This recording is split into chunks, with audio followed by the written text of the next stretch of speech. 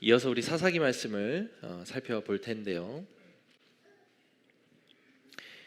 사사기 이제 두 번 우리가 말씀을 나누면서 사사기의 서론 부분이 끝났습니다. 그래서 이제 본론, 이제 구체적으로 사사들의 이야기를 우리가 살펴볼 텐데요. 3장 좀 깁니다. 3장 7절부터 31절까지 3명의 사사를 우리가 한꺼번에 살펴볼 거예요.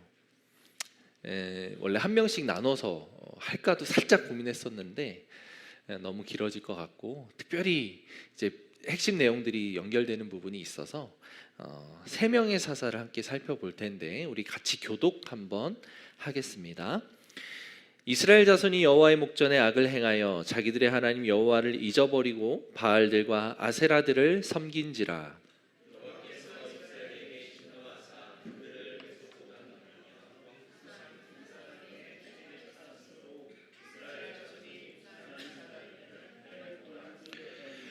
이스라엘 자손이 여호와께 부르짖음에 여호와께서 이스라엘 자손을 위하여 한 구원자를 세워 그들을 구원하게 하시니 그는 곧 갈렙의 아우 그나스의 아들 온니엘이라.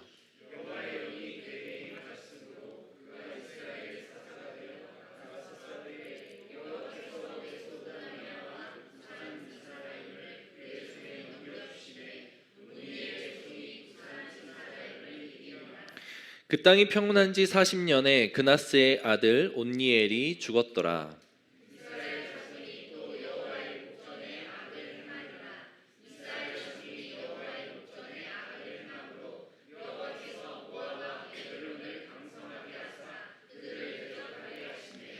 에글론이 암몬과 아말렉 자손들을 모아 가지고 와서 이스라엘을 쳐서 종려나무 성읍을 점령한지라.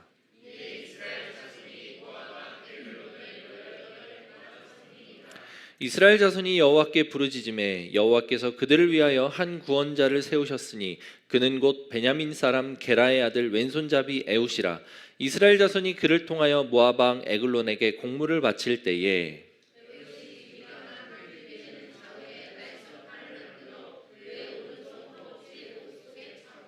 공물을 모압 왕 에글론에게 바쳤는데 에글론은 매우 비둔한 자였더라.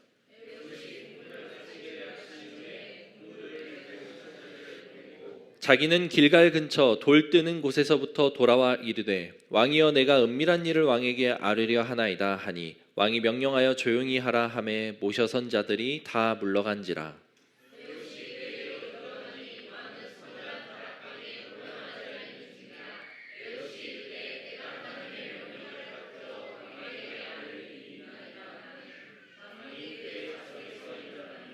에웃이 왼손을 뻗쳐 그의 오른손 허벅지 위에서 칼을 빼어 왕의 몸을 찌르매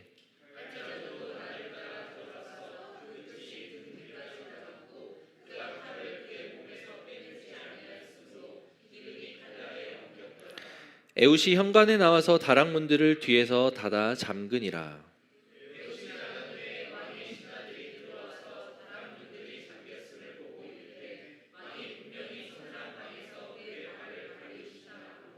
그들이 오래 기다려도 왕이 다락문들을 열지 아니하는지라. 열쇠를 가지고 열어본즉 그들의 군주가 이미 땅에 엎드러져 죽었더라.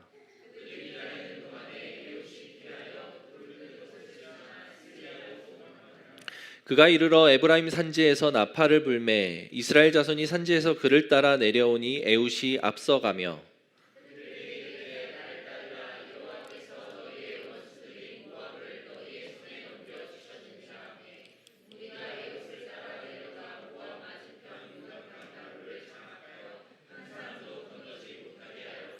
그때에 모압 사람 약 10,000명을 죽였으니 모두 장사요 모두 용사라. 한 사람도 도망하지 못하였더라.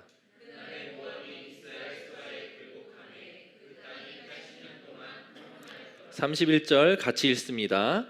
에훗 후에는 아낫의 아들 삼갈이 있어 소모는 막대기로 블레셋 사람 600명을 죽였고 그도 이스라엘을 구원하였더라. 아멘. 자, 3000년 전의 이야기입니다. 그러나 오늘날 우리가 살고 있는 이야기와 별로 다를 바 없는 이야기입니다.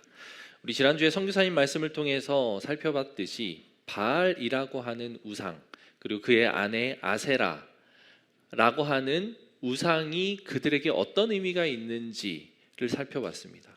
그것은 그들의 문화였고, 그것은 그들의 삶이었고, 그것은 그들의 기술이었고, 그들이 의지하는 과학이었다. 그들의 삶의 모든 것이었기 때문에 거기에서 섞여 들어가는 것이 어쩌면 불가피한 상황일 수도 있었다라고 하는 메시지. 오늘날 우리가 살아갈 때에 기독교인으로서 세상에서 살아가는 우리의 모습 속에 그렇게 섞여 들어가기 쉬운 모습이 얼마나 많은지, 바알이라고 하는 송아지뿔을 달고 뭔가 거대한 날개를 달고 있는 그런 악한 형상을 섬기는 게 혼합주의고 우상을 섬기는 게 아니라 하나님보다 더 중요하게 생각하는 것, 이 영역에서는 하나님이 아니라 내가 주인 되고 싶어 하는 영역이 있는 것, 그 관계에서는 하나님보다 그 관계의 상대자가 먼저 더 중요하게 여겨지는 것들, 그것들이 바로 우리에게는 혼합주의이고 우상일 수 있다라고 하는 메시지. 그렇다면 3000년 전의 이야기인 그 사사기가 그냥 과거에 있었던 재미있는 이야기, 스토리가 아니라 오늘 우리가 살고 있는 오늘날 우리가 경험하고 우리가 신앙적으로 싸우고 부딪히는 다양한 이야기일 수 있다라고 하는 메시지였습니다. 맞죠? 그게 사사기의 이야기를 살펴보는 이유입니다. 사사기의 백성들은 하나님을 버리지 않았어요. 하나님을 섬겼습니다. 그게 핵심이에요. 이스라엘 백성들은 가나안 땅에 들어가서 하나님을 섬겼지만 하나님만 섬기지 않았습니다. 하나님을 섬겼지만 돈도 섬겼고, 하나님을 섬겼지만 배우자도 섬겼고, 남자친구도 섬겼고, 여자친구도 섬겼습니다. 하나님을 섬겼지만 나의 직장의 우상도 섬겼고, 하나님을 섬겼지만 나의 미래의 안정 또한 섬겼습니다. 그게 이스라엘 백성들의 죄의 모습이었어요. 하나님 그것을 보고 악을 행하였더라 라고 표현합니다. 오늘 본문에 보니까 7절에 그렇게 나오죠.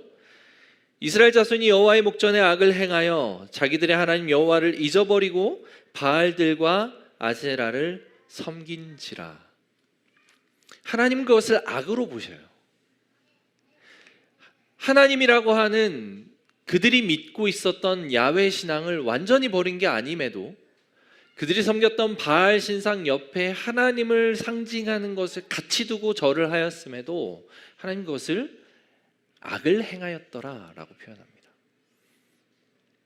자, 사사기의 패턴 우리가 좀 그 글을 보면서 한번 살펴보면 좋을 것 같아요. 사사기는 이 패턴이 반복됩니다. 여호와 앞에 악을 행합니다. 여호와를 배신하는 행위를 하죠.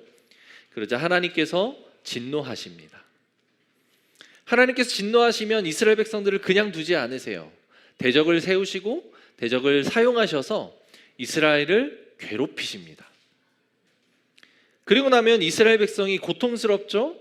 고통스러운 상태에서 그 고통을 그냥 수용하고 받아들이는 게 아니라 이들에게는 하나님에 대한 막연한 기억 또는 단편적인 기억이라도 남아있기 때문에 하나님께 부르짖습니다. 하나님, 내가 너무 힘듭니다. 하나님, 내가 너무 고통스러워요. 하나님, 우리 민족을 이렇게 버리시렵니까? 하나님, 내가 하나님을 어떻게 섬겼는데 우리를 이렇게 놔두십니까? 아니, 내가 회개합니다. 하나님, 나를 돌봐 주십시오. 이렇게 부르짖습니다. 그러자 하나님께서는 그 부르짖음을 들으시고 사사, 구원자를 세우시죠. 그렇게 해서 이스라엘을 구원해 내십니다. 그러면 이스라엘은 평안을 회복하게 되죠. 그래서 그 사사가 살아있는 동안, 그것이 10년이 됐든 20년이 됐든 80년이 됐든 그 기간 동안 이스라엘은 평화를 누리고 안정을 찾습니다. 샬롬을 회복하는 거죠. 그런데 그 샬롬을 회복하고 사사가 죽은 이후에는 다시금 이스라엘은 악을 행합니다. 어떤 사사는 80년, 우리 이제 살펴봤던 사사들 중에 이제 80년을 다스린 에훗이라는 사사가 있습니다. 80년을 다스렸다는 얘기는 그 당시 수명을 생각했을 때 일반적이지 않아요. 그래서 그 80년을 다스렸더라라고 하는 말이 그 사사가 살아있었던 동안을 의미한다기보다 그 사사의 영향력이 미쳤던 기간이다. 그 가르침이 실제로 그들에게 큰 영향을 주고 있었던 기간이다 정도로 이해하시면 좋을 것 같습니다. 이 패턴이 이제 사사기에서 반복됩니다. 많이 본 패턴 아닐까요? 어디서 본 것 같죠? 어디서 본 것 같습니까? 여러분들 스스로의 모습 속에서 이런 패턴이 발견되지 않습니까? 저도 약간 그랬던 것 같아요. 요즘은 조금 이 패턴이 더디 오는 것 같아서 제가 좀 성숙했나? 라고 하는 생각이 들지만 그조차 교만일 수 있겠죠. 우리의 패턴과도 같아요. 우리 삶의 모습과도 같습니다. 하나님을 알고 하나님을 섬기는 것이 기쁨이요, 그것으로 인해 참된 평안과 안정을 누리다가 그것에 안주하게 되고 그것에 사로잡히게 되고 이 평안과 안정이 누구로부터 왔는지를 잊게 됩니다.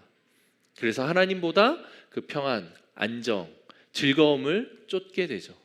하나님은 그것을 그냥 두고 싶어 하지 않으세요. 왜? 하나님이 너무 사랑하는 우리의 자녀니까.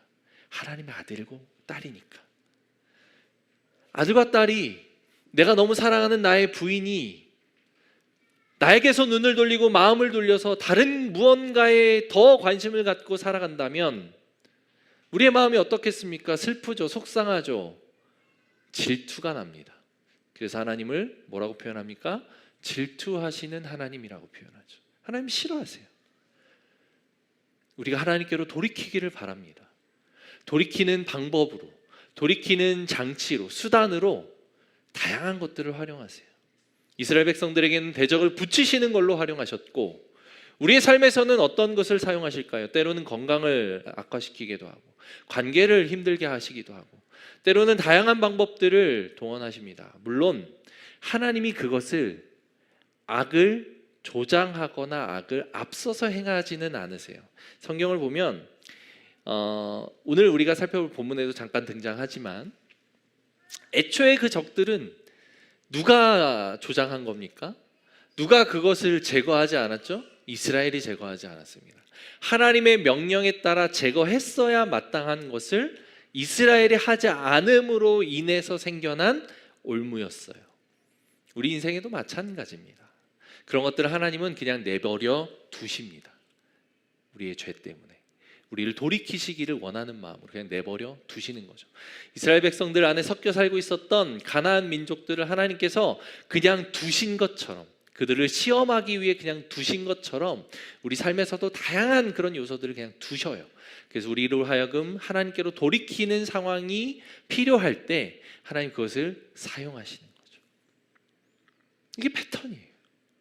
사사기는 이 패턴이 끊임없이 반복됩니다. 근데 그 반복되는 상황 속에 사사기에서는 이게 더 악화돼요. 배신하는 그 모습이 더욱 악하고, 그리고 하나님께 회개한다고 하지만 그 회개가 온전하지 않고, 이게 반복되는 그 사이클이 더 악순환으로 나아갑니다. 근데 오늘날 우리는 어떠하죠? 사사기 시대를 살아가는 이스라엘 사람들과 전혀 다른 한 가지가 있습니다. 바로 예수 그리스도예요. 예수님으로 인해 우리는 성령을 선물로 받았고, 내주하시는 그 성령님으로 인해 반복되는 사이클이지만 더 긍정적인 방향으로 나아갈 수 있는 은혜가 우리에게 있다라고 하는 것을 기억하십시다. 그들에게는 예수 그리스도의 눈에 보이는 명확한 십자가 은혜와 구원의 사역이 없었어요. 희미했어요. 그렇기 때문에 그것을 바라보는 게 너무 힘들었죠. 근데 우리는 그것을 2000년 전에 너무도 선명한 하나님의 사역과 역사로 기억하고 있고, 그것을 바라보며 그 은혜가 우리를 살리실 수 있도록 늘 깨어있기 좋은 거죠. 환경이 우리가 더 좋습니다. 그 반복되는 사이클을 경험하고 있다면, 또는 그 반복되는 사이클 속에서 좌절과 절망을 거듭하고 있다면 예수 그리스도의 십자가를 바라보시는 은혜가 여러분들에게 있기를 소망합니다. 회복될 것입니다. 회복돼요. 사사기는 그것을 우리에게 가르쳐 줍니다. 구할 때, 부르짖을 때 회복의 은혜를 주실 것이다. 아멘. 맞습니다. 그런 이스라엘의 메시지, 이스라엘의 삶의 모습을 우리가 좀 살펴보면 좋을 것 같습니다. 자, 7절 우리가 읽은 본문처럼 여호와의 목전에서 악을 행하고 자기들의 하나님 여호와를 잊어버리고 바알과 아세라들을 섬긴지라 라고 하면서 8절에 이어지는 말씀을 보니까 여호와께서 이스라엘에게 진노하사 그들을 메소보다미아 왕 구산 리사다임의 손에 파셨으므로 이스라엘 자손이 구산 리사다임을 8년 동안 섬겼더니, 멀리서도 왔습니다. 메소포타미아라고 하는 티그리스 강과 유프라테스 강 사이에 존재했었던 비옥한 초생딸 지역, 우리가 잘 알고 있는 문명 발생 지역이죠. 3,000년 전에 그곳은 그 당시 최첨단의 도시였어요. 오늘날 미국과도 같은 전 세계를 지배하는 강대국들이 모여있는 지역이었습니다. 페르시아, 메데, 바사, 뭐 이런 정말 우리가 이름만 들어도 너무 잘 알고 있었던 고대 사회를 지배했었던 나라들이 있었던 곳입니다. 그곳에 메소포타미아도 마찬가지로 한 축을 담당하고 있었던 나라였어요. 그 메소포타미아라고 하는 강력한 나라에서 가나안까지 온 거예요. 왜 왔을까요? 뭐 먹을 것이 있다고 뭐 있었겠죠. 그 비옥한 초생딸 지역의 끝 지역에 속한 곳이 바로 가나안 지역이었거든요. 그리고 가나안에는 염해가 있었고 소금산이 있었습니다. 너무 많은 이제 소금이 나는 지역이었기 때문에 그곳은 메소포타미아 문명을 살아가는 사람들에게도 아주 매력적인 땅이었을 거예요. 그래서 그곳에서부터 구산 리사다임이라고 하는 들어옵니다. 이 리사다임이라고 하는 표현은 이름이라기보다는 별명 같다고 학자들이 이야기를 합니다. 원어에 보니까 리시아 타임이라고 이제 불려요. 근데 이게 그 해석된 내용을 보니까 두 배나 악하다라고 하는 뜻이라고 합니다. 그러니까 다른 이방 왕들보다 두 배나 더 악한 왕이라는 표현이죠. 그래서 이걸 별명처럼 여기기도 합니다. 어쨌든 메소포타미아라고 하는 거대한 왕국, 강력한 왕국에 두 배나 악한 왕이 이스라엘을 쳐들어온 거예요. 그래서 8년이라는 기간 동안 압제를 합니다. 그 상황에서 이스라엘 백성들은 너무도 고통스러웠겠죠. 나라도 강력한 데다가 두 배나 악한 왕이었으니. 그래서 하나님께서는 구원자로 온니엘이라고 하는 사사를 세웁니다. 이 온니엘은 갈렙의 조카이면서 동시에 이 사사가 되면서 전쟁을 이기면서 온니엘의 사위가 돼요. 그냥 평범한 사실 사사기에서는 지극히 모범적인 사사입니다. 흠잡을 것도 없고 죄도 없고 어떤 속임수나 어떤 자기의 욕망에 따라 사는 삶이나 그런 좀 어그러짐이 없는 아주 모범적인 사사의 모습을 지니고 있어요. 그 사사가 등장을 해서 구산 리사다임이라고 하는 메소포타미아 왕을 무찌릅니다. 그게 스토리예요. 온니엘의 스토리의 전부입니다. 그러고 나서 이제 그 갈렙의 딸을 아내로 맞이하고 뭐 이제 우물을 얻고 이런 거는 1장에 나타났던 에피소드들이 있는데 어찌됐든 그런 이야기로 온니엘의 이야기가 마무리됩니다. 그리고 온니엘이 40년 동안 그 땅을 평안하게 다스리고 온니엘이 죽은 후에 똑같은 패턴이 등장합니다. 12절입니다. 12절 같이 한번 읽어볼까요? 시작.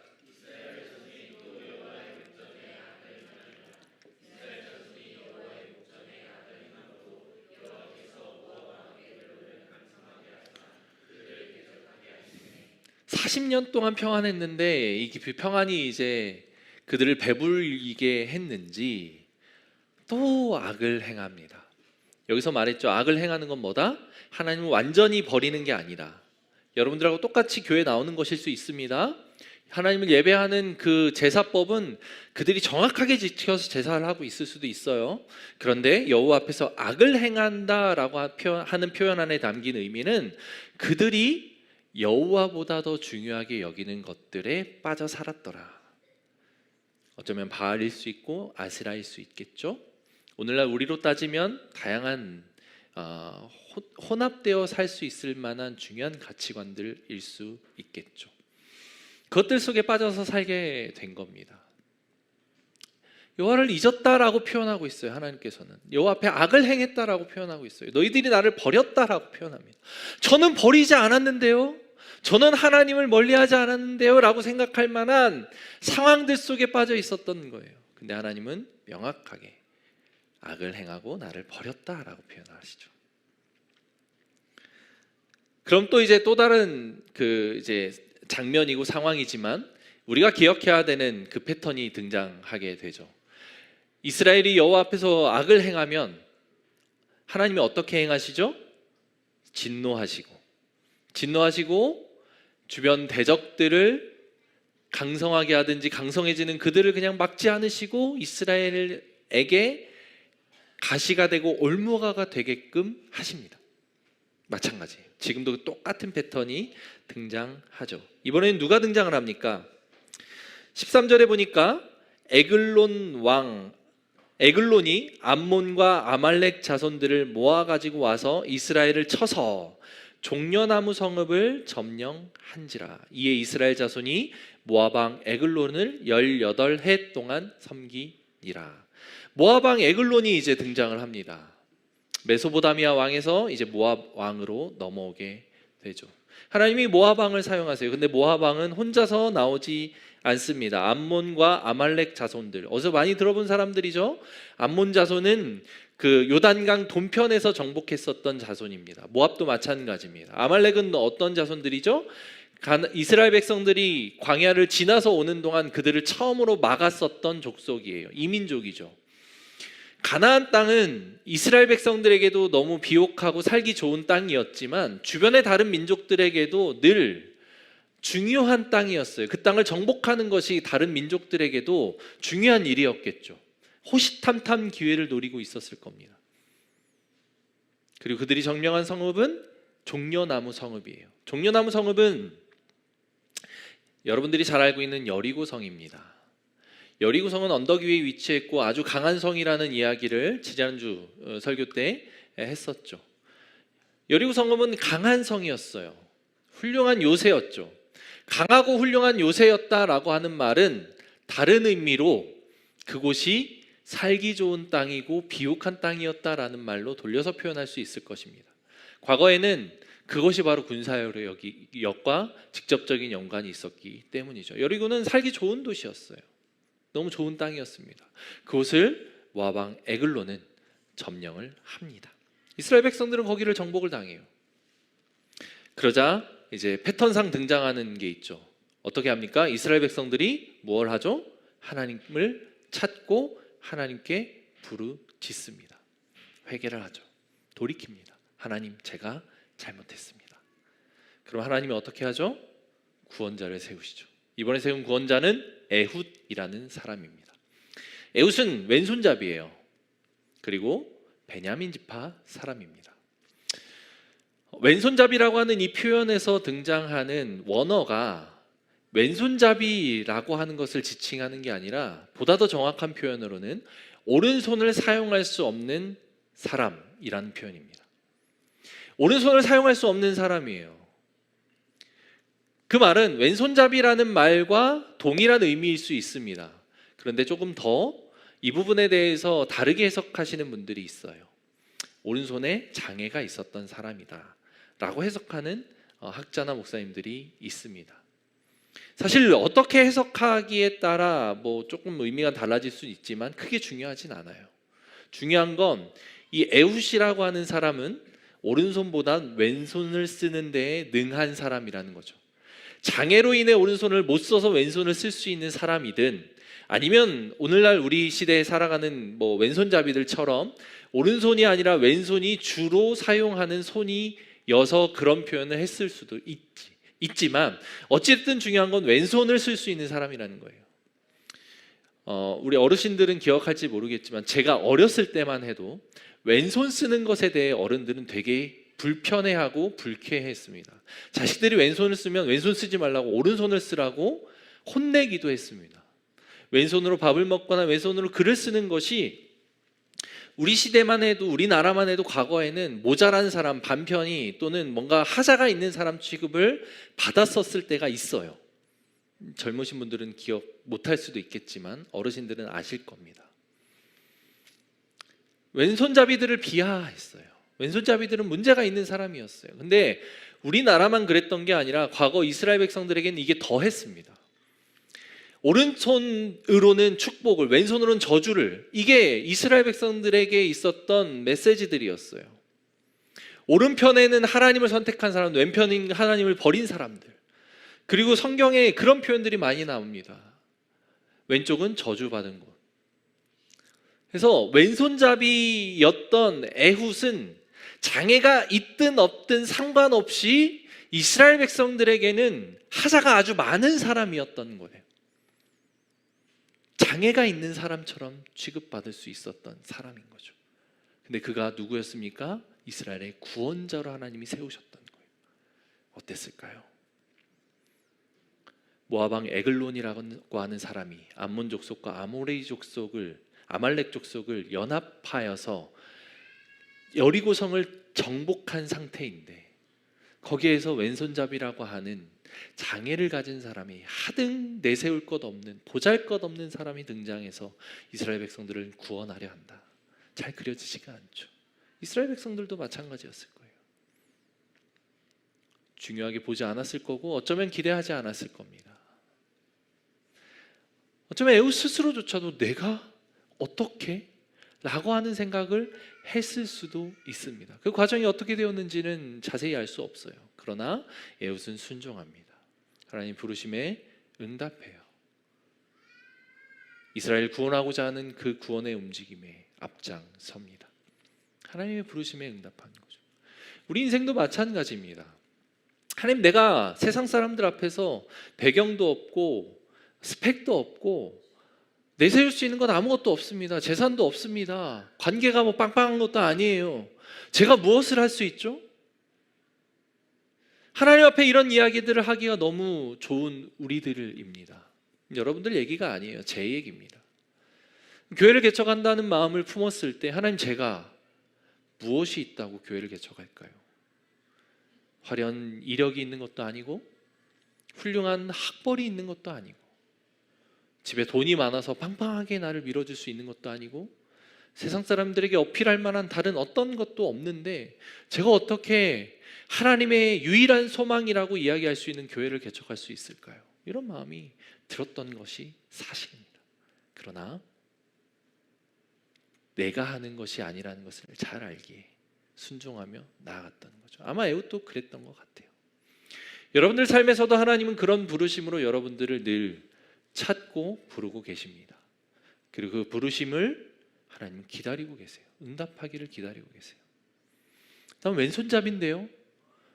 나는 할 수 있는 게 없는 것 같은데요.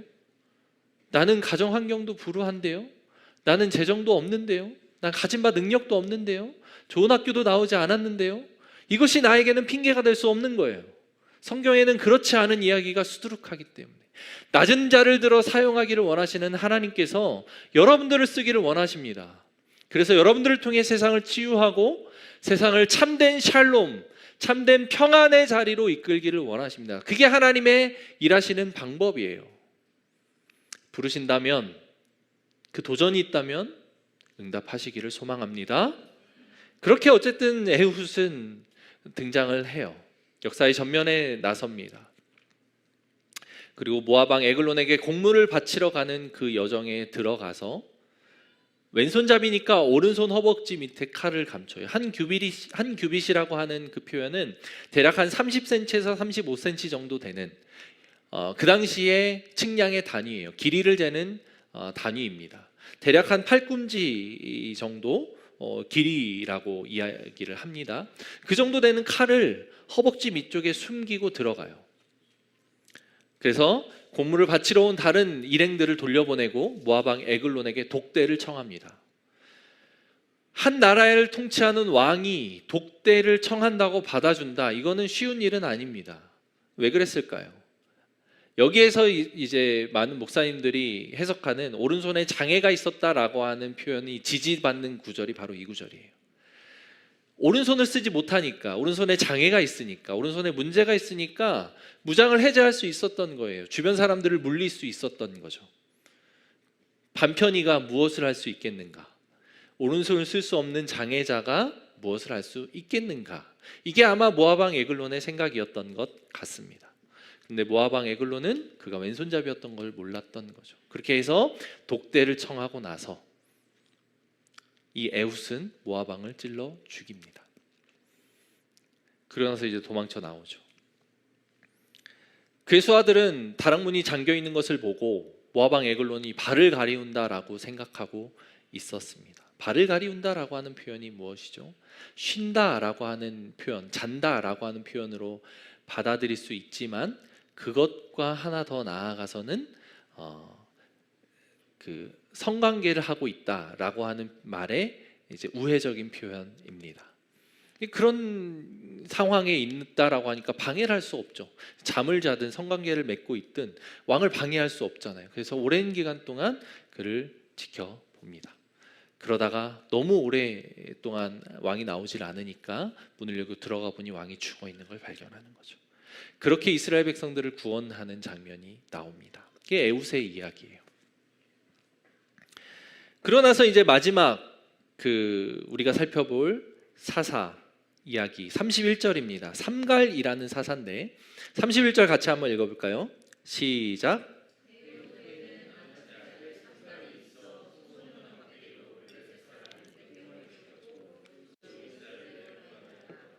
자, 삼갈이라고 하는 사람이 이제 오늘 우리가 살펴볼 마지막 사사인데 누구누구 살펴봤죠? 온니엘, 왼손잡이 에훗, 그 다음에 삼갈.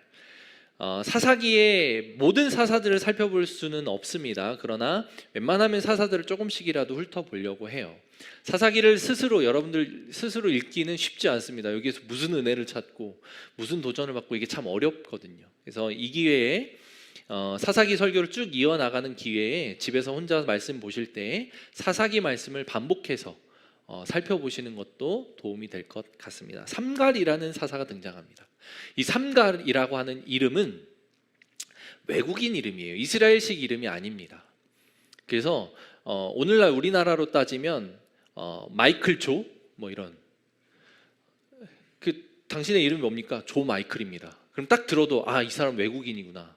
이게 그냥 느껴지죠. 그게 이 삼갈이라고 하는 이름에 담겨 있는 뜻이에요. 그래서 외국인이었어요. 이스라엘 백성들 안에 외국인이 섞여서 살았나?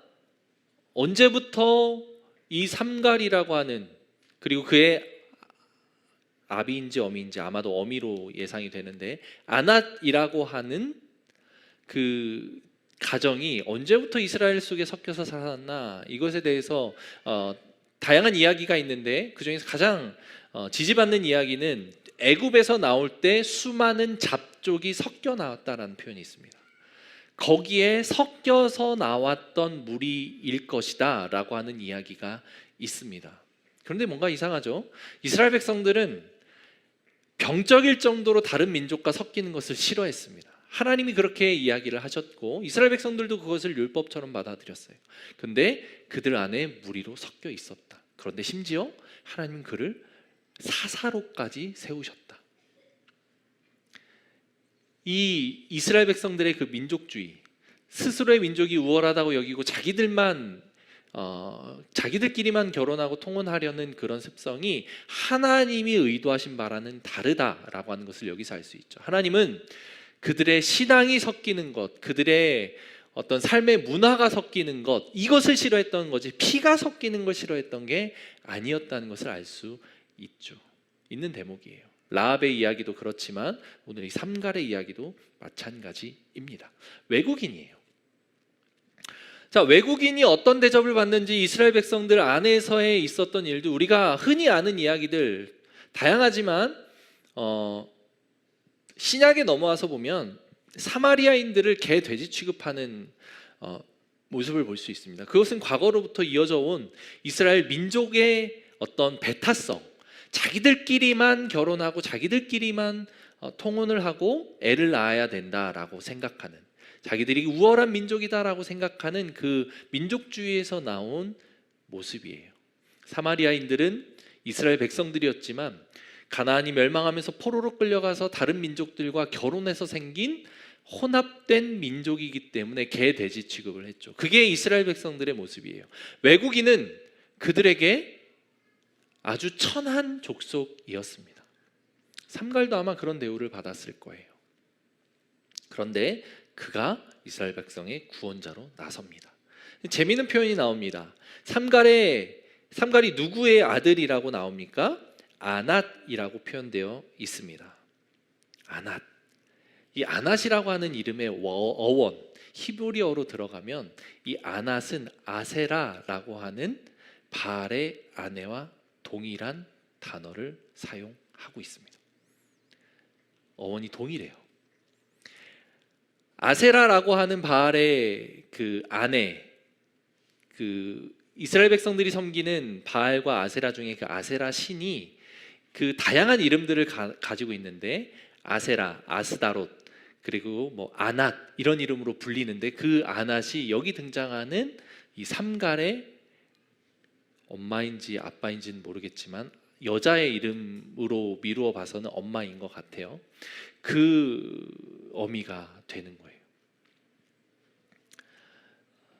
되게 뭔가 재밌죠? 언어적 유희를 볼 수 있습니다.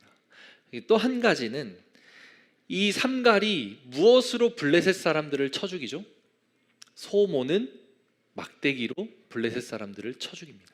블레셋인들은 이 가나안 땅 주변에 살고 있었던, 그 해변에서 살고 있었던, 끊임없이 이스라엘 백성들과 반목하고 이스라엘 백성들을 괴롭히는 민족으로 등장하는데, 이들은 여기에 토박이가 아니었어요. 강 건너 지중해 연안 저 건너편에서 넘어온 민족이었어요. 근데 이들은 넘어와서 이 땅에서 정착해서 살 수 있을 만큼 강력한 무기를 가지고 있었습니다. 철기 문화에 가장 앞장서 있었던 민족이었어요. 자, 철기를 가지고 무기를 만들었던 블레셋 족속을 소 모는 막대기, 나무로 600명을 쳐 죽였다. 이거 뭐 굉장히 놀라운 사실 아닙니까? 이거 대단한 거죠. 근데 더 놀라운 건 이 소모는 막대기라고 하는 표현입니다. 바알이 혹시 이미지로 본 적 있습니까? 바알이라고 하는 것을 바알 이미지, 바알 사진 뭐 이런 거를 네이버에 검색해 보시면 이제 다양한 형상들의 바알의 모습이 나오는데, 그건 이제 고대 사회에서 바알을 그린 진짜 다양한 모습들이 있어요. 근데 공통적으로 존재하는 것은 바알에겐 뿔이 있습니다. 그리고 바알의 얼굴은 송아지의 형상을 띠고 있습니다. 그래서 이스라엘 백성들이 광야에서 헤맬 때 우리를 위하여 신을 만들라 그 아론에게 요청을 했을 때 아론이 금을 녹여서 무엇을 만들었죠? 황금 송아지를 만들었죠. 그게 바알이었어요. 바알은 소였어요. 소의 형상을 지니고 있었죠. 근데 삼갈이 무엇으로 블레셋 사람을 쳐 죽였죠? 소모는 막대기로. 이게 굉장히 하나님의 유머러스한 모습을 볼 수 있습니다. 그 당시 이스라엘 백성들에게 블레셋은 정말 강력한 대적이었어요. 철기 문화를 가지고 있었던 민족이었기 때문이죠. 그리고 그들의 전투력, 호전성, 이것은 굉장히 대단했습니다. 근데 그들을 외국인이 비천한 취급을 받던 그가 나무로 된 자기들의 우상을 섬기는 소를 치는 그런 막대기로 600명이라고 하는 사람을 쳐 죽였다. 이거는 굉장히 재밌는 장면이에요. 이 장면만 보면 아니, 왜 그랬을까요? 왜 이런 표현들을 사용하셨고 왜 이런 이야기들을 오늘 이 성경 메시지에 실어 주셨을까요? 우리가 여기에서 받고자 하는, 그리고 하나님이 깨닫기를 원하는 메시지 첫 번째는 바로 하나님은 온 우주의 왕이시다라고 하는 것을 드러내기를 원하셨습니다. 우리에게 그걸 믿기를 원하시는 거예요. 이방의 왕을 사용하십니다. 메소포타미아라고 하는 거대 제국의 왕까지도 하나님이 사용하시고, 주변을 둘러싸고 있었던 이방 민족들, 블레셋을 포함한 모압, 암몬, 아말렉 족속의 왕들을 하나님은 사용하십니다.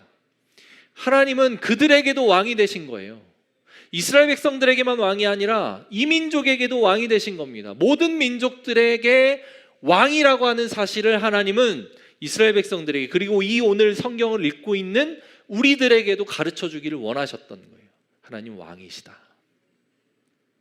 그리고 우상, 너희들이 그렇게 믿고 따르는 바알과 아세라라고 하는 그 우상을 나는 소모는 막대기로 다 때려잡을 수 있는 그런 모든 왕들의 신들의 왕이다 라고 하는 것을 하나님은 또한 이야기하고 싶었던 겁니다. 여러분들이 무엇에 사로잡혀 있는지는 모르겠습니다. 여러분들이 무엇에 전전긍긍하고 있는지 모르겠어요. 그러나 그 모든 것들까지도 하나님이 지배하신다는 사실, 그 명확한 사실을 기억하시기를 축복합니다. 하나님은 그것에서도 왕이 되십니다. 그것조차도 하나님이 다스리신다. 이게 하나님이 이 본문 메시지를 통해 우리에게 주셨던 거예요. 온니엘이라고 하는 모범적인 사사가 나타났습니다. 그러나 그의 상대는 너무도 강력했죠. 그러나 상관없습니다. 왜?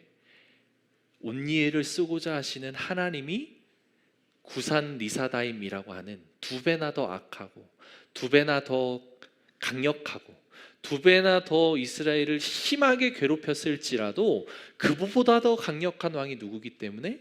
여호와 하나님이기 때문에.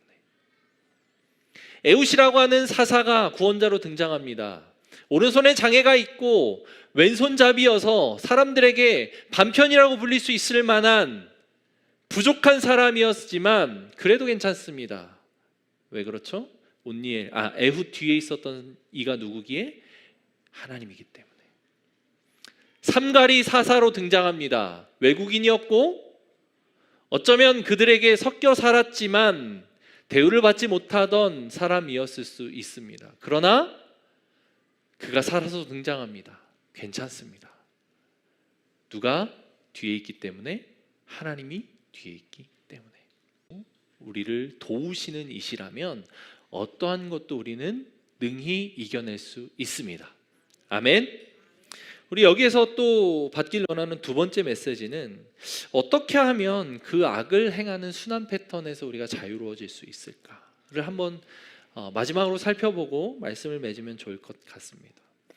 이스라엘 백성들을 애굽에서 건져내면서 하나님이 강조했었던, 그리고 모세를 통해서 끊임없이 이야기했고 여호수아를 통해서도 계속해서 강조했었던 메시지가 있습니다.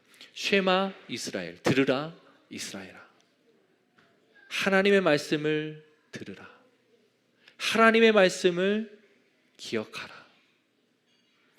하나님은 이 상황을 뻔히 아셨습니다. 시간과 공간을 초월하시는 분이기 때문에 이스라엘 백성들, 인간들이 이렇게 연약하게 무너지고 넘어지고 다시금 부르짖고 회개하지만 또 넘어지고 이것을 반복하리라는 것을 하나님은 너무도 잘 알고 계셨어요. 그래서 그것을 막을 수 있는, 그것을 예방할 수 있는 가장 훌륭한 길, 가장 바람직한 길인 여호와의 말씀을 기억하라. 문설주에 기록하고 이마에 붙이고 다니고 손등에 새기고 늘 너의 옆에 두고 말씀을 봐라. 하나님을 찾으라. 하나님은 이 기억이라고 하는 장치, 인간의 기억을 믿지 않으셨어요. 그래서 늘 그것을 곁에 두고 찾으라라고 말씀을 하신 거예요. 그런데 기억해야만 하나님을 잊지 않을 수 있습니다. 내게 주신 은혜를 기억해야 혼합되는 하나님이 싫어하시는 일에 들어가지 않습니다. 하나님이 어떤 분이신지를 기억해야, 알아야, 늘 내 마음속에 그것을 떠올려야, 그래야 하나님을 배신하지 않습니다. 그게 우리의 모습이에요. 레위기 26장 42절에 그래서 하나님이 끊임없이 강조하십니다. 내가 야곱과 맺은 내 언약과 이삭과 맺은 내 언약을 기억하며 아브라함과 맺은 내 언약을 기억하고 그 땅을 기억하리라. 기억이라고 하는 단어를 하나님이 아주 많이 사용하십니다. 내가 그들의 하나님이 되기 위하여 민족들이 보는 앞에서 애굽 땅으로부터 그들을 인도하여 낸 그들의 조상과 언약을 그들을 위하여 기억하리라. 나는 여호와이니라. 신명기 5장에 너는 기억하라. 내가 애굽 땅에서 종이 되었더니 내가 내 하나님 여호와가 강한 손과 편팔로 거기서 너를 인도하여 내었으므로 그러므로 내 하나님 여호와가 내게 명령하여 안식을 지키라 하느니라. 내 하나님 여호와께서 이 40년 동안 내게 광야 길을 걷게 하신 것을 기억하라. 이는 너를 낮추시며 너를 시험하사 내 마음이 어떠한지 그 명령을 지키는지 아니하는지 알려 하심이라. 기억하라. 시편 6장 5절에는 사망 중에서는 주를 기억하는 일이 없사오니 수월에서 주께 감사할 자 누구리이까. 그 지옥에서는 주를 기억하지 못하기 때문에 주께 감사할 자가 아무도 없다. 뒤집어 얘기하면 주를 기억하면 감사할 수 있는 거죠. 이것이 기억이에요. 기억이라고 하는 이 도구를 우리는 잘 활용해야 됩니다. 인간의 기억이 얼마나 유한한지 아시죠? 얼마나 사람이 잘 있습니까? 은혜도 있고, 그 다음에 원수는 잘 안 있죠. 은혜와 감사한 일은 잘 있죠. 그런 좋은 일들을 우리 마음속에 얼마나 잘 잊혀집니까? 근데 이제 망각의 동물이라고 하는 거 보면 힘든 일도 잘 잊혀지죠. 잊기 쉽습니다. 그래서 기록하는 거예요.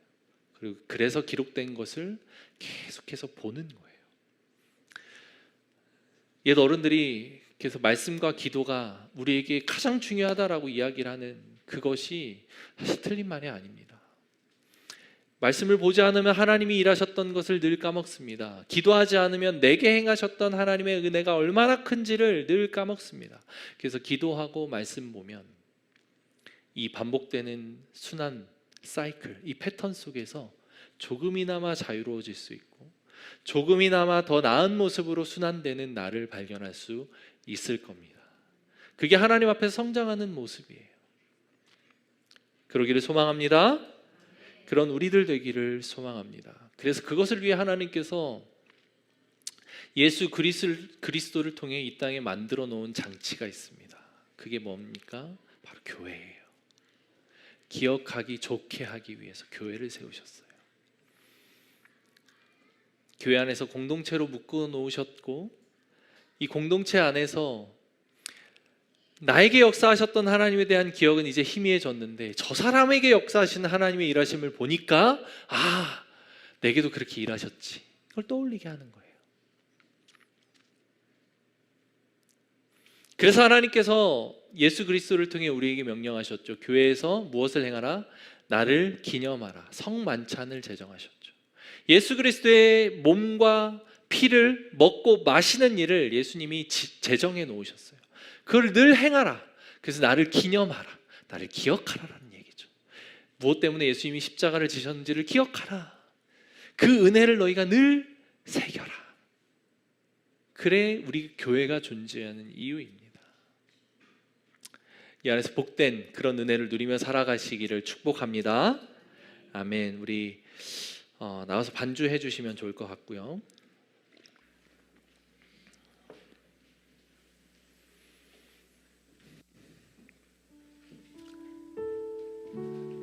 사사기 3장 1절 그리고 2절 4절을 보면 여호와께서 가나안의 모든 전쟁들을 알지 못한 이스라엘을 시험하려 하시며 이스라엘 자손의 세대 중에 아직 전쟁을 알지 못하는 자들에게 그것을 가르쳐 알게 하려 하사 남겨두신 이방 민족들로 이스라엘을 시험하사 여호와께서 모세를 통하여 그들의 조상들에게 이르신 명령을 순종하는지 알고자 하셨더라. 하나님께서는 이들을 남겨두셨습니다. 물론 이스라엘 백성들이 그들을 완전히 내몰지 않은 것이 직접적인 원인이지만 하나님은 그 당신의 절대적인 권능과 힘으로 그들을 내쫓지 않으셨어요. 우리에게 온전히 맡기셨죠. 만약 이스라엘 백성들에게 올무가 되고 가시가 되는 이방 민족들이 없었다면 어떠했을까요? 혼합주의적인 요소 자체가 그럴 만한 여지조차 없었다면 이스라엘 백성들은 어떻게 되었을까요? 한번 상상해 보십시다. 평안했겠죠. 너무 풍요로웠겠죠. 전쟁도 없었을 거고 어떠한 위협도 그들에게 존재하지 않았을 겁니다. 그렇다면 그대로 좋게 그 땅에서 아름답게 살아가며 하나님 다시 오시기를 기다렸더라로 이 성경의 메시지가 끝났을까요? 아니요. 우리 안에 내재되어 있는 악함은 그렇지 않습니다. 아마 끊임없이 그들에게 전쟁을 치르게 만드는 이방 민족들이 없었더라면 알 수 없는 혼합적인 요소들, 그들 내면 안에서 싹트는 그 악한 본성에 의한 요소들이 그들로 하여금 하나님을 다른 모습으로 외면하게 만들고, 다른 모습으로 배반하게 만들고, 다른 모습으로 하나님을 잊어버리게 만드는, 진노하게 만드는 일을 벌였을 거예요. 그러면 그들은 돌이킬 수 있는 기회가 없었겠죠. 하나님의 가시가 되고 올무가 되어서 끊임없이 하나님을 찾을 수 있게 만드는 장치가 없어졌을 겁니다. 바울이 하나님 앞에 기도합니다. 하나님, 내 이 육체를, 내 이 육신의 연약함을 치료해 주십시오. 이 아픔을 고쳐 주십시오. 그러나 하나님은 그의 아픔을 고쳐주지 않죠. 그 능력이 있었던 바울의 손수건만 얹어도 병 고침을 할 수 있었던 바울의 그 놀라운 능력이 바울 스스로에게는 나타나지 않아요. 왜? 바울이 그렇게 고백합니다. 하나님 앞에 겸비하게 하기 위하여, 늘 하나님을 찾게 하기 위하여 하나님이 나에게 이 가시를 남겨주었다 라고 고백합니다. 이스라엘 백성들에게도 마찬가지. 어쩌면 이 이야기는 저와 여러분들의 이야기와도 같습니다. 여러분들 삶에 가시가 되고 올무가 되는 영역이 있습니까? 이것만 없다면 내가 괴롭지 않고, 이것만 없다면 내가 평안하게 살아갈 수 있을 텐데, 이것만 없다면 내가 하나님 잘 섬길 수 있을 텐데 라고 생각하는 영역이 있습니까? 아니요. 그렇다면 그것으로 인해 하나님을 찾을 수 있습니다 라고 하는 고백으로 이어가시기를 소망합니다. 그것이 하나님께서 내게 남겨준 시험거리라고 하는 테스트, 하나님을 믿고 하나님을 찾고 하나님을 따를 수 있는 그런 메타포로 사용하시기를 소망합니다. 그게 우리의 믿음의 고백이어야 돼요. 여러분들 삶에 어떤 영역이 그렇게 있습니까? 그것으로 인해 하나님을 찾게 되는 은혜가 있기를 소망합니다. 그것으로 인해 더욱 하나님을 의지하고 하나님 앞에 겸손히 나아갈 수 있는 저와 여러분들 되기를 소망합니다. 우리 그렇게 같이 기도합시다. 하나님, 내 삶에 있는 이 올무, 가시, 정말 나를 힘들게 하는 그 영역들, 하나님, 그것이 하나님을 찾는 계기가 되게 하여 주시옵소서. 하나님을 잊지 않고 하나님을 찾을 수 있는 도구로 나에게 남겨주셨사오니 하나님, 그것으로 인하여 하나님을 더욱 찾고 의지하는 우리 인생 될 수 있도록 하나님 함께하여 주시옵소서. 그렇게 같이 기도하며 하나님 앞에 나아갑시다. 기도합시다. 하나님을 알지 못합니다. 하나님을 외면합니다. 하나님을 배반합니다. 무엇이 그렇게 만듭니까? 하나님 섬기지 않으려는 마음, 내가 편하고자 하는 마음, 내가 주인 되고자 하는 마음, 그것이 나를 하나님을 외면하게 만들고 하나님을 배신하게 만드는 사실을 기억합니다. 아버지 하나님, 하나님의 시험 앞에 바르게 반응할 수 있는 우리의 인생 되게 하여 주시옵소서. 하나님이 가르치는 그 말씀 앞에 반응하고 기억하며 내게 주셨던 그 하나님의 은혜로 말미암아 하나님을 찾고 하나님께로 돌이키고 하나님만 온전히 찾아 순종하고 섬기는 그런 우리 이스라엘 백성들, 고백교회 모든 성도님들 될 수 있도록 주님 인도하여 주시옵소서. 하나님, 그 은혜를 기억하며 주님께로 나아가기를 소망합니다. 그 은혜 앞에 반응하는 우리의 인생 될 수 있도록 주님 역사하여 주시옵소서. 주님 감사합니다. 주님 감사합니다. 그 은혜를 누리고 살아가는 우리 인생 되게 하여 주시옵소서.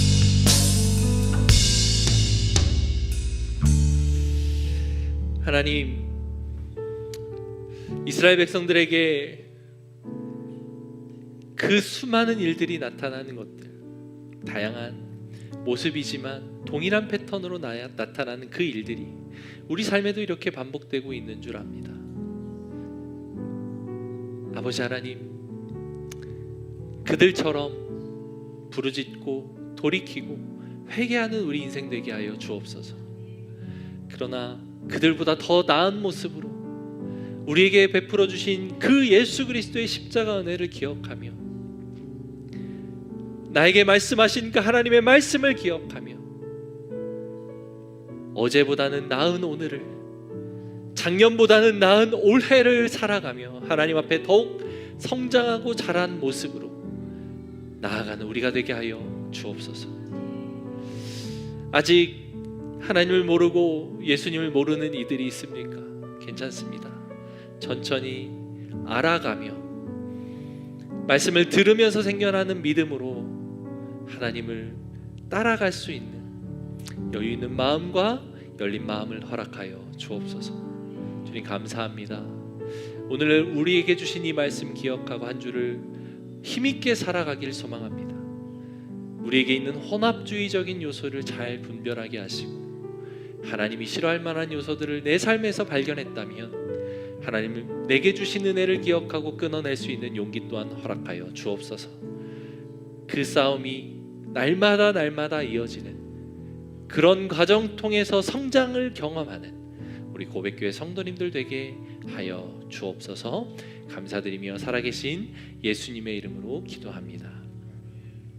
이제는 우리를 구원하신 예수 그리스도의 은혜와 하나님의 사랑과 성령의 교통하심이 오늘 이 말씀을 통해 하나님만을 섬기겠습니다, 하나님만을 기억하겠습니다, 내 인생에서 일하신 하나님의 그 은혜들을 늘 잊지 않겠습니다 라고 고백하고 다짐하는 사랑하는 우리 고백교회 성도님들 머리 위에, 그리고 아직 주님을 모르지만 그 은혜를 기억하며 그 은혜를 사모하겠습니다 라고 마음 먹기를 소망하는 사랑하는 우리 모든 고백교회 식구들 머리 위에 이제로부터 영원토록 함께 있을지어다.